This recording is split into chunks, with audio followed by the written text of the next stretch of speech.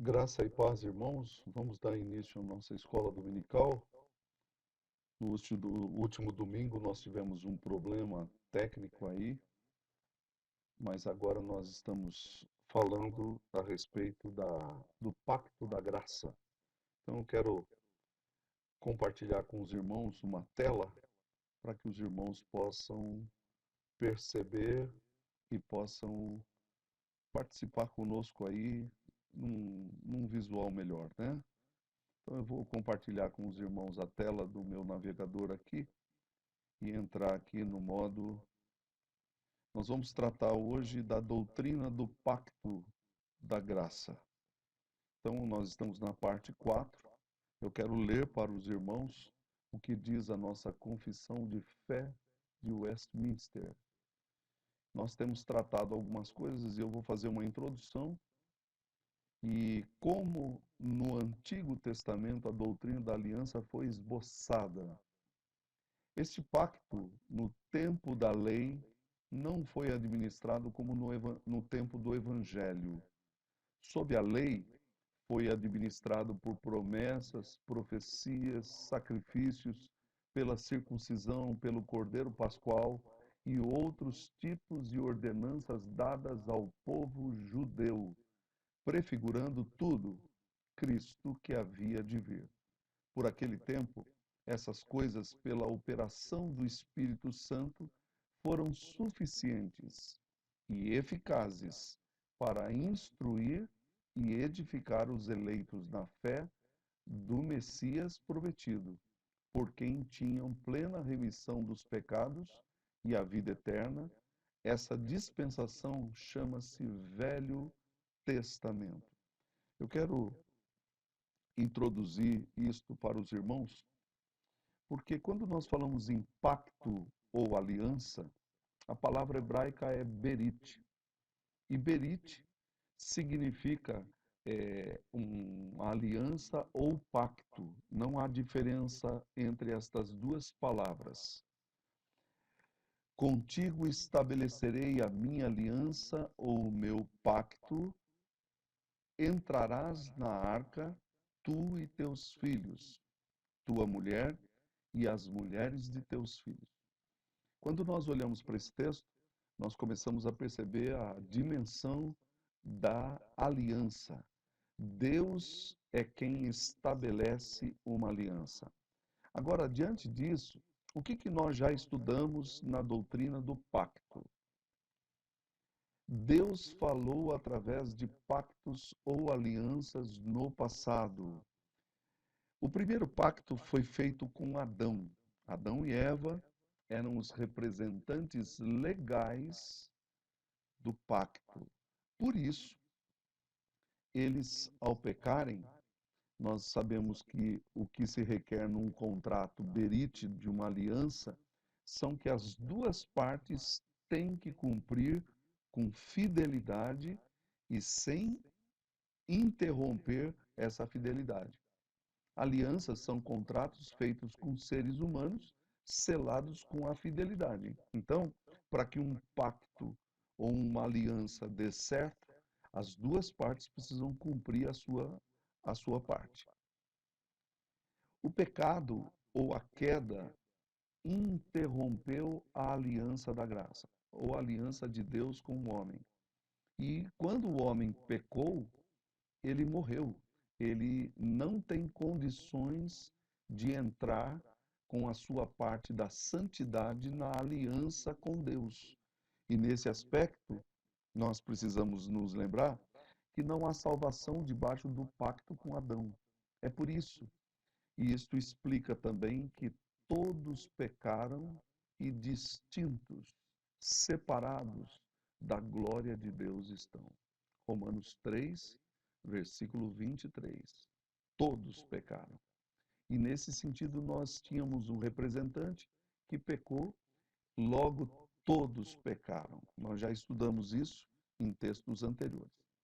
Deus dispôs uma nova aliança. E essa aliança tem três ingredientes que, segundo a teologia bíblica, nos mostram promessa, bênção e cumprimento. A promessa de Deus é que haveria de vir um substituto para Adão, ou para os homens. A bênção é que Deus foi ministrando isso na vida de homens, dos patriarcas e de todos aqueles que foram antes de Cristo, até chegar ao cumprimento pleno de todas as coisas. Nesse sentido, o Velho Testamento e o Novo Testamento, eles têm dois focos muito interessantes. O primeiro, o Velho Testamento, a promessa e a bênção. O Novo Testamento, o cumprimento que veio para nos dar uma visão completa daquilo que havia sido detalhado no Antigo Testamento. Por isso, o homem é incapaz e ele necessita de um representante pactual. Assim como Adão era o representante de todos os homens, Cristo é o representante de todos os eleitos, de todos os que têm fé e de todos os que serão salvos. Nós só podemos ser salvos através deste pacto. Esse pacto, ele foi diferente no Antigo Testamento com várias formas. Se você olhar, o pacto de Deus com Noé foi de uma forma, o pacto de Deus com Abraão foi de outra forma, o pacto de Deus com Isaac, Jacó, Davi e muitos outros, Josias, todos descendentes de Cristo dentro da linhagem humana, e isto foi sendo mostrado através de diferentes formas do pacto. Aliança em Cristo. Quando Cristo veio, nós temos aí a promessa de uma nova aliança. E aí eu quero destacar aí para vocês, segundo aos Coríntios, capítulo 3, versículos de número 6 até o 9. Segundo aos Coríntios, capítulo 3, 6 até o 9. Eu vou ler aqui para vocês. O qual, que é Cristo, nos habilitou para sermos ministros de uma nova aliança, não da letra, mas do Espírito, porque a letra mata, mas o Espírito vivifica. E se o ministério da morte, gravado com letras em pedras, se revestiu de glória, a ponto de os filhos de Israel não poderem fitar a face de Moisés, por causa da glória do seu rosto, ainda que desvanecente, como não será de maior glória o ministério do Espírito? Então, nós vamos entrar aqui no nosso assunto, que é que nesse momento aqui, esse pacto da graça, ele foi administrado no Evangelho, no tempo do Evangelho, pelo Espírito de Deus. Então, nesse texto aqui, nós temos um contraste entre o novo pacto e o velho pacto. E aqui você pode ver isso, o qual nos habilitou para sermos ministros de uma nova aliança. Essa nova aliança não é como a aliança do passado da letra, mas é do Espírito.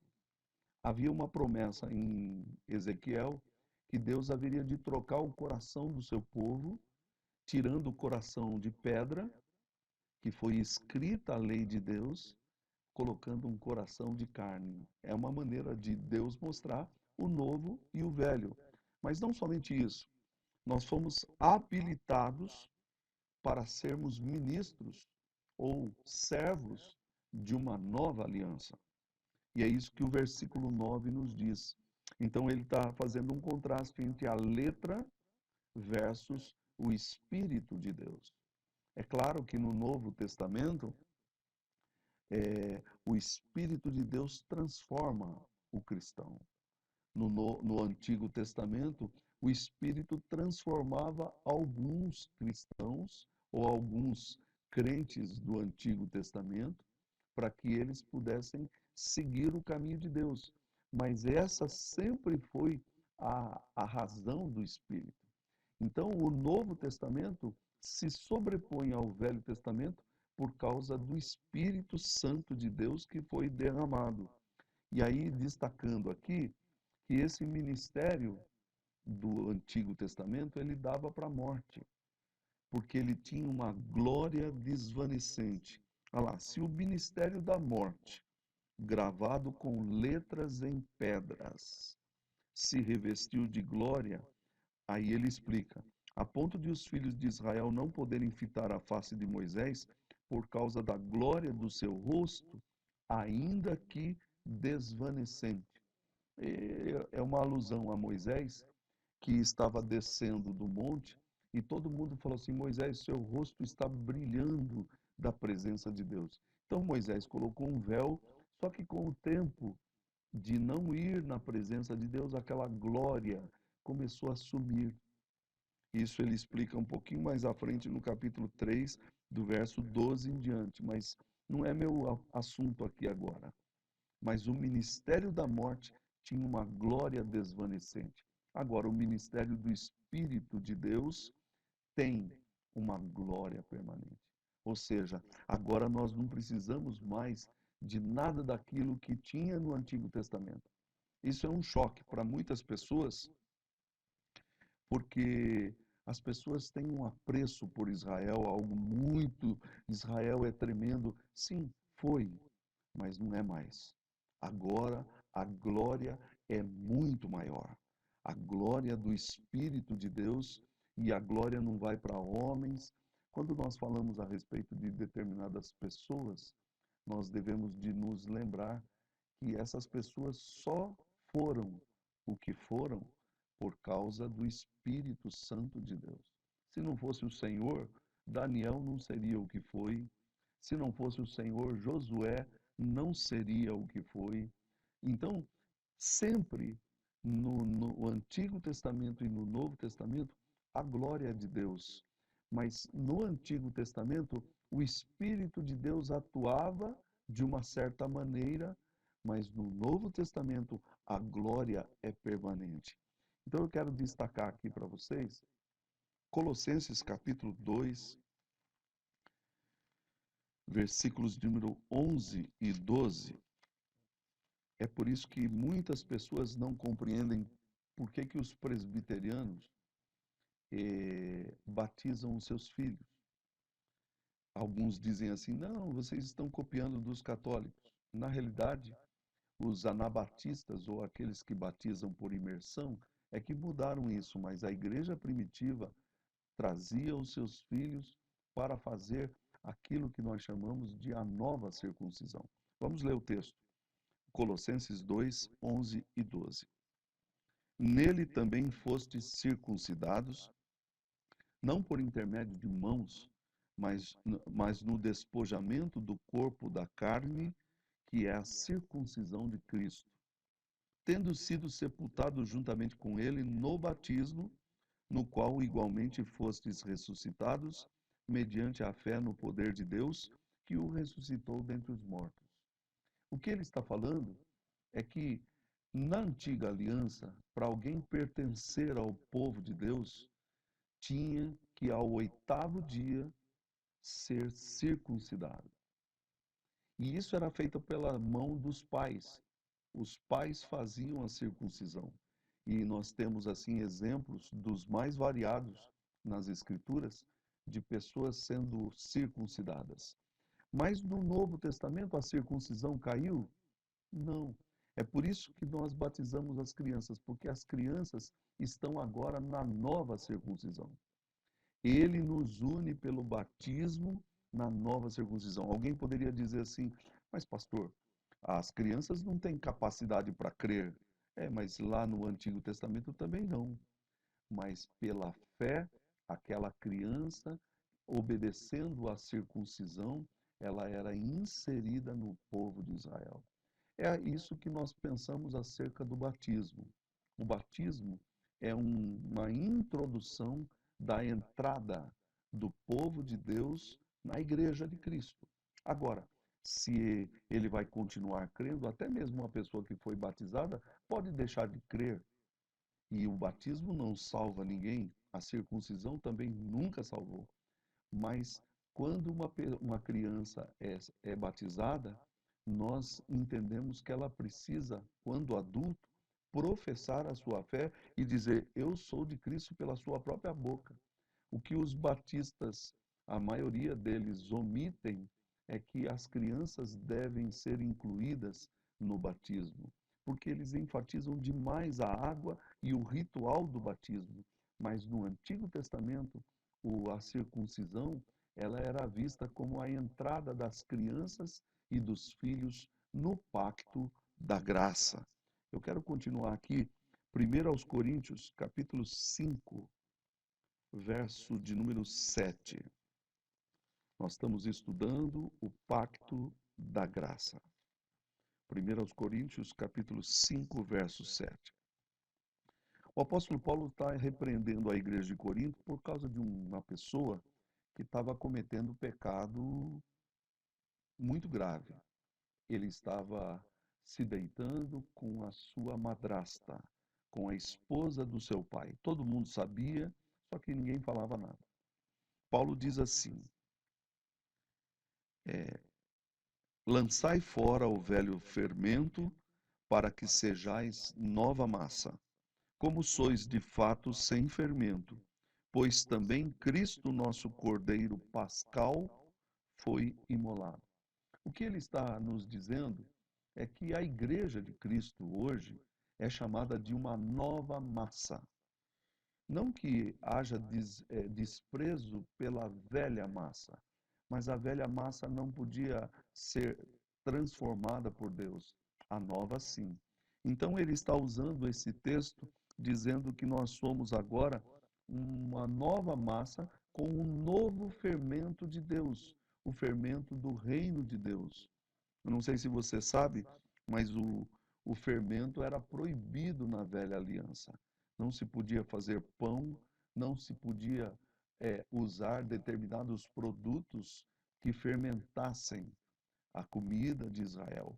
Mas no Novo Testamento, Jesus comparou o reino dos céus a uma medida que uma mulher colocou 3 medidas de fermento até ficar tudo levedado. E aí eu quero apenas dizer que Paulo está usando a ideia de que nós somos algo sem fermento, porque Cristo, o nosso Cordeiro Pascal, foi imolado, ele foi morto por nós. E por isso nós podemos nos levantar como uma nova massa, sem fermento, sem nenhum tipo de adição ou coisa. E aqui ele nos dá esse entendimento. Continuando, 1 aos Coríntios, capítulo 10, versos de número 14 ao 17. Eu achei estranho esse texto, mas eu creio que ele tem uma conotação ou uma conexão com a doutrina da nova aliança. Portanto, meus amados, fugi da idolatria. Falo como a criteriosos. Julgai vós mesmos o que vos digo. Porventura, o cálice da bênção que abençoamos não é a comunhão do sangue de Cristo? O pão que partimos não é a comunhão do corpo de Cristo? Porque nós, embora muitos, somos unicamente um pão, um só corpo, porque todos participamos do único pão. O que o apóstolo Paulo está nos dizendo aí é que nós somos o corpo de Cristo agora, mas na velha dispensação era chamado de povo de Israel. Muitas pessoas têm problemas com isso, de ver que Israel é Israel, igreja é igreja. Não. A igreja é a continuidade de Israel. Se nós não pensarmos assim, nós vamos dizer que o único povo que Deus queria salvar era Israel e a igreja foi salva por acaso. Não, não. A intenção de Deus é que na semente de Abraão haveria de ser bendita todas as famílias da terra. Então, esse texto nos mostra justamente essa compreensão. Eu quero ainda ir para Hebreus, capítulo 11, versículo de número 13, porque ele nos mostra que no passado, as promessas do Antigo Testamento, muitos daqueles homens e mulheres avistaram apenas pela fé. Então, olhe só, todos estes, os heróis da fé do Antigo Testamento, morreram na fé, sem ter obtido as promessas, vendo-as, porém, de longe e saudando-as e confessando que eram estrangeiros e peregrinos sobre a terra. O que esse texto nos indica? Que na velha dispensação, aqueles homens estavam lá vendo as promessas, mas o cumprimento pleno daquelas promessas todas só se dá no Novo Testamento depois que eles morreram. E isso é sucessivamente exposto no Antigo Testamento, desde o Gênesis até o último livro do Antigo Testamento, que é Zacarias e Malaquias, e você começa a perceber que essas promessas, essas bênçãos, foram se cumprir na pessoa do Messias. Eu quero ainda ler com vocês João capítulo 8, verso 36. E estamos concluindo nossa lição aqui. 8:36. Se, pois, o Filho vos libertar, verdadeiramente sereis livres. Jesus estava fazendo uma discussão com os judeus, dizendo que eles eram filhos de Abraão e por isso eles eram livres, eles eram salvos. Jesus disse que não, somente o Filho pode libertar pessoas na nova aliança. Terminando, queridos, quais as marcas do velho pacto? Então agora eu quero terminar lembrando a vocês que no velho pacto, na velha aliança, no berite antigo, haviam rituais de sangue. A circuncisão era um deles, que separava um pedaço do prepúcio e cortava, sangrava, e aí a outra parte é como se ficasse uma carne separada. Também o cordeiro pascual era feito assim, eles tinham que fazer isso todo ano, lembrando a saída do Egito, que nós chamamos isso de Páscoa. Repare bem, a circuncisão no Antigo Testamento é semelhante ao batismo e o cordeiro pascual é semelhante à nossa ceia. O que mudou de lá para cá? Eu já vou falar. Mas eu posso adiantar o seguinte: a entrada na igreja ainda é feita por um ritual chamado batismo, que hoje são incluídos as mulheres. Na velha circuncisão, só os homens. E o cordeiro pascual era para a família. Hoje, o cordeiro pascual é para a família da igreja, a família maior. Todos os cristãos são chamados a tomar a ceia, se eles já foram batizados em Cristo Jesus. Então, nós temos lá no Velho Testamento a função do profeta, a função do sacerdote e a função do rei. E esses três ofícios eram claramente distintos. O profeta pregava a palavra de Deus, o sacerdote ministrava a mediação entre o povo de Deus e o Senhor, e o rei era aquele que julgava com a equidade de Deus. No Novo Testamento, nós temos aí algumas marcas que são novas agora. Por exemplo, a pregação dos profetas ainda continua na pregação da palavra de Deus nas três formas que um profeta falava. Ele consolava, ele exortava e ele ensinava. Essa é a tarefa da pregação da palavra de Deus hoje. No novo pacto também, a administração dos sacramentos, o batismo e a ceia continuam, só que de forma muito mais ampla. A circuncisão era feita somente para os homens, o batismo é ministrado para homens e mulheres. O cordeiro pascual era para a família, no máximo para duas famílias, quando elas eram pequenas. Se você olhar lá em Êxodo, você vai se deparar com isso. Deus falou assim que um cordeiro for muito para uma família, chama outra família para celebrar junto. Agora, a ceia, ela é celebrada para todos aqueles que creem no nome do Senhor. E com isso, queridos, nós queremos encerrar a nossa palavra aqui, dizendo que todos os irmãos precisam estar na presença do nosso Deus. E quando nós olhamos para isso, eu quero destacar que é muito importante estudar a doutrina do pacto para que a gente possa seguir em frente. Que Deus abençoe a todos, fiquem com a graça e com a paz de Cristo. Vamos orar. Te agradecemos, ó Deus, pelo privilégio de estarmos juntos e de andarmos nos teus caminhos. É a nossa oração em nome de Jesus. Amém.